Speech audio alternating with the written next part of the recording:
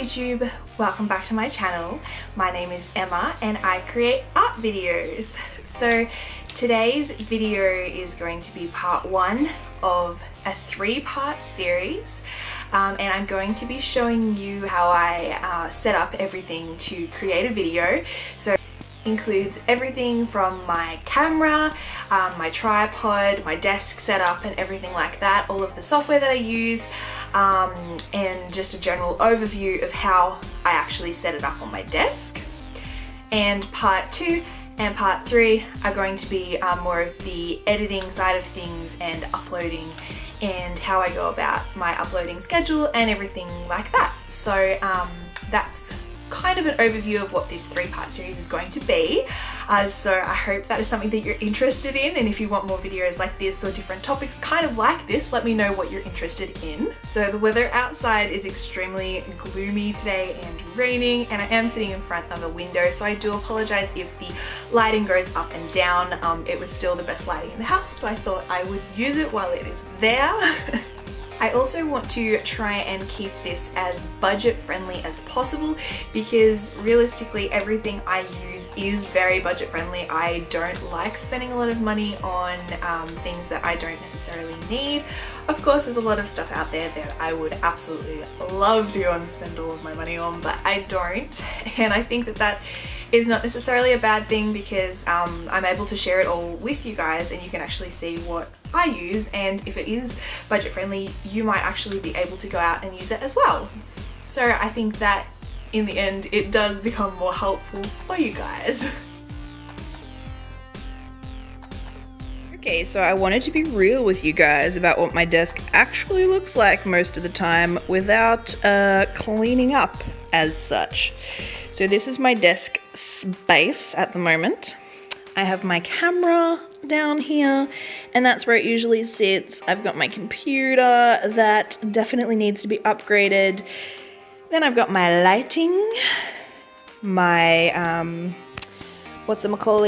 drawing tablet propped up on a box, and then I have my monitor and my general supplies that I use over here. Okay, this is my chip reader thing, multiple USB reading card thingy, and I plug that in via a long USB cord that runs to the back of my computer. That is how I import all of my video content from my camera to my computer. So, very basic overview of my generalized setup. So this is the camera. I have an EOS 700D, which is a Canon, and that is the connection that holds it onto my tripod at the bottom. The battery goes into the bottom like such, and I actually have two batteries so that I can constantly flip them out. If one dies, I can just put it back on charge and use the one that was on charge so that I can continuously film. The lens is interchangeable. I only have the one lens, but I found that for this sort of thing I only need one lens. I don't need any more than that, and you can see the type of lens that I'm using right there. I don't know a whole lot about cameras or lenses, but this one is an 18 to 55mm lens.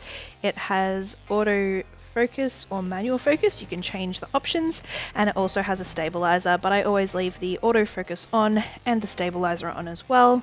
This button is to take photos, and then you've got a flash that pops up on top and the microphone, which is on the very top there. You can also connect in an external microphone by hooking it into that silver bit. There are heaps of different options for photos and videos. The main two that I use is this auto function and the no flash function. Then you have off, on, which is the camera, and then the little movie icon for video. The screen opens outwards, which is fantastic because you can actually turn it around. So when the camera is up on the tripod, I'm able to see what exactly is going on. Or if I'm taking photos and don't want to actually use the little peephole, I can see what's going on from the back as well. If I turn it into camera mode, you can see that you just press that button at the top and it will show you exactly what you're pointing the camera at. It's also really easy to pick where the camera is focusing. You just tap on the actual digital screen and it will focus in that area that you want it to focus in.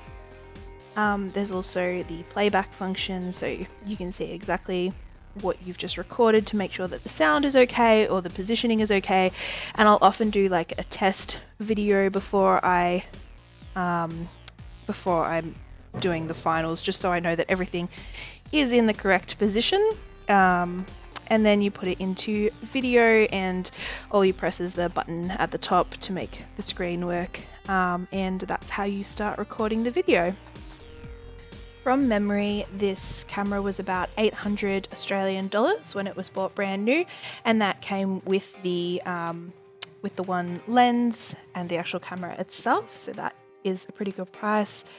You can see also here there are options so that you can plug in headphones or a microphone, which is excellent, and I have used that previously in the past when I was borrowing my brother's. There's also a HDMI cable and a USB cable. I've used that when I was streaming from this camera. I've plugged it into my computer to stream. It is a little bit of a difficult setup, so I haven't done it a lot, but hopefully I'll be able to do it more in the future. And then you can see on the other side is where the SD card is, and this is the SD card I got, and I was told by the person that I bought it off in the camera shop that this would handle the video capability that I wanted to use it for. I don't know a lot about this sort of stuff, but I know that that one is what works for what I need it to. Again, here is the card reader that I showed previously. It's got a whole heap of different slots. I honestly have no idea what most of them are for. I just know that it does read my card, and that is the main thing. So I just plug that into the computer via a USB cable. And then once it's in the computer, I literally just click and drag everything to the place that I want it to be. It all copies over pretty quickly, but overall this camera is so easy to use. It is an excellent camera for beginners and decently priced for what it is. I also use it for all of my photography, so I would highly recommend this. It is a little bit large if you want to do vlogging, but it totally depends on what you need for your setup. So I don't have a specific microphone specifically for my recordings. I actually use the microphone off my headset. So I have a gaming headset, which is a Razer Kraken 7.1 Crhoma, and my beautiful husband got me these as a gift one year for Christmas, and they are noise cancelling. They are absolutely fantastic, and the microphone, as you can hear, is great as well, as long as I don't speak into it too closely, otherwise you get a bit of a muffled sound, but I think that's probably the same with most microphones.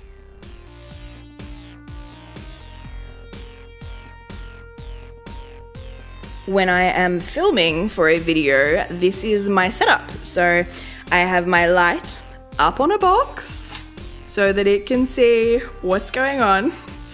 I have everything pushed to the side of my desk so that my tripod will fit above this white area. I have this white piece of cardboard so that my videos are a bit brighter. I mean, half the time I do record on my desk, but it can get a bit dark. So depending on what I'm doing, I put this underneath me to brighten up my video. My tripod is set up with my camera facing down.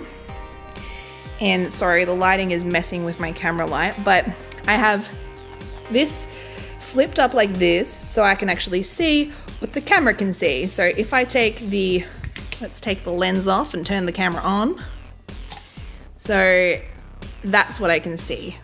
And it does record upside down, obviously, but it is really, really simple to flip it over when you're editing the content.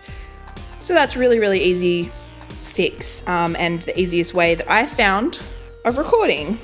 So that is the end of part one. I hope you have been able to take something away from this and found it kind of useful, hopefully. If you do have any questions about any of the equipment that I do use, please leave your questions down below and I will make sure that I get back to you as soon as I can. But yes, stay tuned for part 2. There'll probably be an art video uploaded in between the uploadings of this series, because I don't want it to get too boring. I still want you to see what art I'm creating in the meantime, so the next one will probably be uploaded in a couple of weeks, so stay tuned for that. Thank you so much for watching, guys. I hope you've enjoyed this video. I will see you in the next one. Bye!